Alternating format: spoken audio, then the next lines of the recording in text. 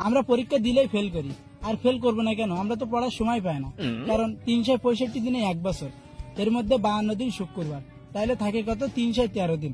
এর মধ্যে আবার শীতকাল, গ্রীষ্মকাল, বর্ষাকালের ছুটি 50 দিন, তাহলে থাকে কত? 263 দিন। আবার এর মধ্যে আমরা যদি দৈনিক 8 ঘন্টা করে ঘুমাই, তাহলে বছরে কত আসে? 122 দিন, তাহলে থাকে কত? 140 দিন।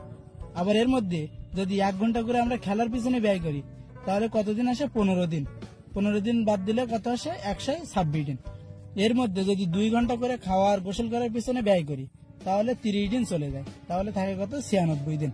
এর মধ্যে আমরা প্রত্যেক দিন কথা বলার পেছনে 1 ঘন্টা করে ব্যয় করি, তাহলে বছরে কতদিন হয়? 15 দিন। তাহলে 15 দিনে যদি বাদ দেয়, তাহলে থাকে কত? 81 দিন। এর মধ্যে আমরা পরীক্ষা দেই খালি 35 দিন, তাহলে থাকে কত? 46 দিন।